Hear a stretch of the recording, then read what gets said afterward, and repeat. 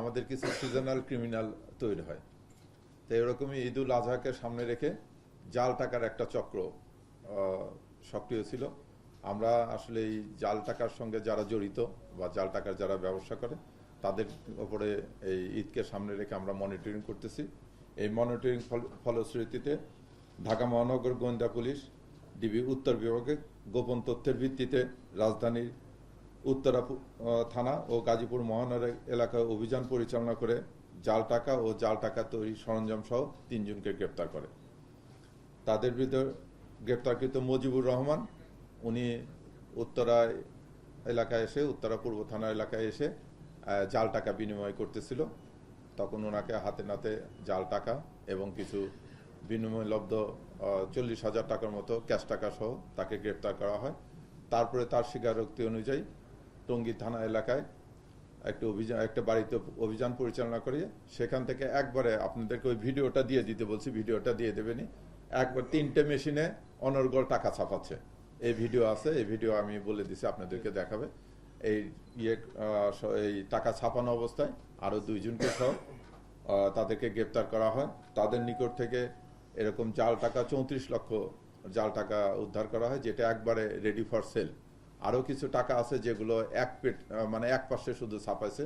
তাছাড়া জাল টাকা তৈরির অন্যান্য সরঞ্জাম দিয়ে 3টে প্রিন্টার উদ্ধার করা হয়েছে, ল্যাপটপ উদ্ধার করা হয়েছে, তারপরে কালি এবং ওই যে টাকার উপরে যে একটা সিকিউরিটি সিল দেয় সেই সিকিউরিটি সিলের পেপার, এগুলো সহ তাদের কাছ থেকে প্রচুর পরিমাণে এই জাল টাকা উদ্ধারের অন্যান্য সরঞ্জাম উদ্ধার করা হয়েছে। আপনারা জানেন যে সামনে ঈদুল আজহা, এই কুরবানির হাটকে কেন্দ্র করে এই জাল টাকার একটা চক্র থাকে যারা সবসময় সক্রিয় থাকে।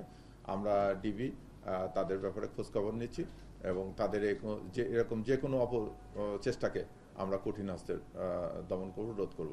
আর আপনাদের মাধ্যমে আমার আবেদন থাকবে যে সমস্ত কুরবানির হাটে বা শপিং ইয়াতে যে কেনা বেচাগুলো হবে তারা যেন টাকাগুলো একটু দেখে নেয়।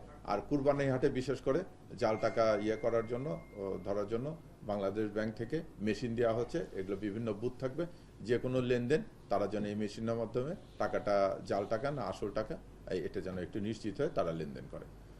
আর আরেকটি বিষয় নিয়ে কথা বলতে চাচ্ছি, সেটা হচ্ছে অনলাইন জুয়া।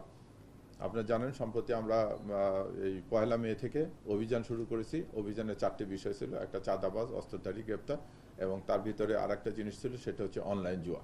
তো অনলাইন জুয়া এটা আসলে একটা মহামারী আকার ধারণ করেছে। এই অনলাইন জুয়া মনিটরিং করতে যে আমাদের সাইবারের যে টিম আছে সেই টিম রাজধানী উত্তরা এলাকায় অভিযান পরিচালনা করে অনলাইন জুয়া, সাইবার প্রতারণা ও অবৈধ ডিজিটাল আর্থিক লেনদেন চক্রের 6 চীনা সদস্য সহ 9 জনকে গ্রেপ্তার করে।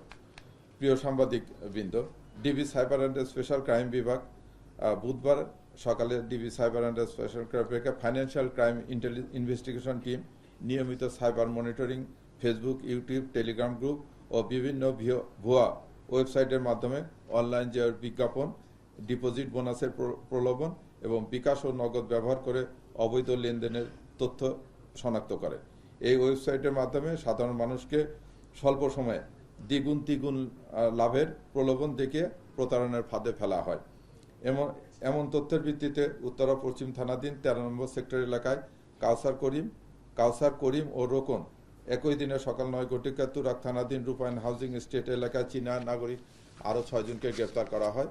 তাদের নিকট থেকে আপনার এই অনলাইন জুয়া কার্যক্রম পরিচালনার জন্য অনেক সরঞ্জাম উদ্ধার করা হয়। সেই সরঞ্জামের ভিতরে হচ্ছে 3টি হচ্ছে 64 পোর্টের মডেম, একটি হচ্ছে 8 পোর্টের মডেম, একটি 256 পোর্টের মডেম, বিভিন্ন অপারেটর প্রায় 280টি সিম কার্ড, যে সিম কার্ড ব্যবহার করে তারা এই জুয়ার অনলাইন পরিচালনা করে, জুয়ার সাইটগুলো পরিচালনা করে।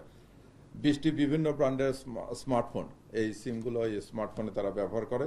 নগদ প্রায় 6,05,000 টাকা, বিদেশি নাগরিক, চীনা নাগরিকদের পাসপোর্ট এবং এনআইডি কার্ড এবং একটি টয়োটা মাইক্রোবাস, যেটি তারা পরিবহন কাজে এবং এই অবৈধ লেনদেন প্লাস এই আর্থিক ট্রানজ্যাকশনগুলো পরিবহনের কাজে বা তাদের অবৈধ কাজের ক্ষেত্রে ব্যবহার করা হয়। এই 2 ক্ষেত্রে আইনগত ব্যবস্থা গ্রহণ করা হয়েছে। এই আপনারা একটু মিডিয়ার ভাইদেরকে আমি বলবো যে এটাও একটা প্রচারণার বিষয়, জানেন যে এগুলো কিন্তু সব ফেক সাইট।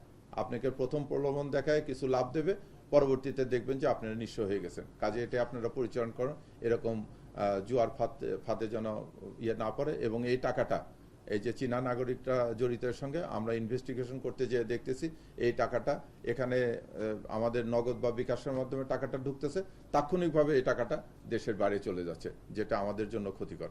কাজে এই নেশা থেকে যেন আমাদের যুব সমাজ প্লাস যারা এর সঙ্গে আছে তারা যেন কোনোভাবে জড়িত না হয়, এটা আপনাদের মাধ্যমে আমরা জনসাধারণের প্রতি আহ্বান জানাচ্ছি।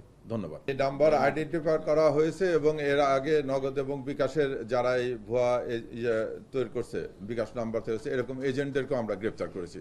কেউ আইনের ঊর্ধ্বে নাই, যে অবৈধ কাজের সঙ্গে জড়িত থাকবে তাকে আমরা আইনে, মানে প্রযুক্তির দিক দিয়ে তারা অনেক উন্নত চাইনিজরা, এটা আপনারা জানেন। আর আমাদের বাঙালিরা, আমি যেটা বলবো যে এই যে প্রলুব্ধ করার বিষয়টা, ওরা বিভিন্ন অ্যাডের মাধ্যমে বাংলাদেশিদেরকে প্রলুব্ধ করতেছে। আর দ্বিতীয় আর একটা জিনিস হতে পারে যে এটা আমরা অবশ্য কথা বলে দেখব, আমাদের এখান থেকে যে এই টাকাটা ট্রান্সফার, এই বিভিন্ন ওয়েতে ডিজিটাল পদ্ধতিতে টাকাটা ট্রান্সফার, এটা মনে হয় একটু ইজি হয়ে গেছে। তা আমরা এগুলো নিয়ে যারা আইন পরিণত আছে তাদের সঙ্গে কথা বলবো। এখন যেই হোক তাকে আমরা ছাড় দিই না। আর আপনি যেটা বললেন যে সিম কার্ডগুলো কিভাবে ইস্যু হয়, আপনি তো তখন জেনেছিলেন, তদন্তের পরবর্তীতে বলতে এই সিম কার্ডগুলো যারা সরবরাহ করেছে এরকম এজেন্ট, আমরা এগুলো দক্ষিণবঙ্গ থেকে আমরা কয়েকজনকে অ্যারেস্ট করেছি যারা এই অবৈধ সিম ইস্যুর সঙ্গে জড়িত ছিল।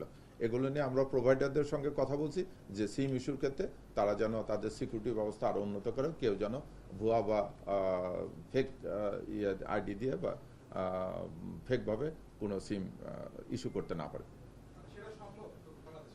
ইজি মানে আমাদের কিছু দুর্বলতা আছে। আপনি একটা সিম কার্ড ইস্যু করতে গেলেন, প্রথম হচ্ছে যেটা হচ্ছে আপনার বায়োমেট্রিক, জানেন না? আপনি একটা এনআইডির এগেনস্টে আপনি 16টা সিম ইউজ করতে পারেন, 16টা সিম ইস্যু করতে পারেন। হ্যাঁ, নতুন 10টা কম। এখন যখন আপনি যে বায়োমেট্রিকটা দিচ্ছেন, তখন ওই যারা ফ্রড করে তারা বলে একবার দিচ্ছেন হয়তো ওকে হয়ে গেছে, কিন্তু সে বলবে ওখানে আবার একটু দেন। এই যে দিয়ে আপনাকে বারবার পেশ করে নিচ্ছে, এই ততগুলো সিম আপনার নামে ইস্যু হয়ে যাচ্ছে। আবার অনেক সময় স্যার যে অশিক্ষিত লোক বা যারা আছে তাদের কাছ থেকে বুঝে না দিয়ে একটু চাপ দেন, একটা ইনভলভ আছে। তাদেরকে তো আমি বললাম যে যারা এই কাজ করেছে তাদেরকে আমরা অ্যারেস্ট করে নিয়ে আসছি। ওই একই অবস্থা, অশিক্ষিত লোক যাচ্ছে বলতেছে হয়নি, আবার একটু দেন, আবার চাপ দিচ্ছে, সে যে আবার চাপ দিচ্ছে, হয়তো তার নামে একটা সিম তুলে আছে, 7বার চাপ দিলে আরেক 7টা, সে তো 7টা সিম নিয়ে এই অবৈধ কাজগুলো করাচ্ছে। তাই এটা যারা করতেছে আমরা তাদেরকেও অ্যারেস্ট করেছি এবং এই অব্যাহত থাকবে। আমি তো বললাম যে অপরাধ কর্মকাণ্ডের সঙ্গে যে জড়িত হোক আমরা তাকে ছাড় দেব না, তাদের বিরুদ্ধে আমরা কঠিন আইনগত ব্যবস্থা গ্রহণ করব। ধন্যবাদ।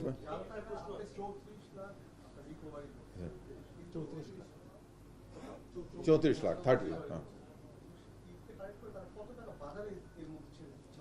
ওরা কালকে টাকা বিক্রি করতে নিয়ে আসছিল, নিয়ে এসে যে 40,000 টাকার অল্প কিছু টাকা বিক্রি করেছে। আর আগে সে যেটা স্বীকারোক্তি বললো যে তার আগে একটা সিঙ্গেল মেশিন ছিল, এই মেশিন দিয়ে সে 3-4টা নোট নিয়ে বের হয়ে যে খুচরা করতো। ম্যাক্সিমাম টাইমে তার মোডাস অপারেন্ডাস ছিল যে একটা দোকানে যে সামান্য কিছু কিনে বলতো যে এটা একটু খুচরা করে দেন।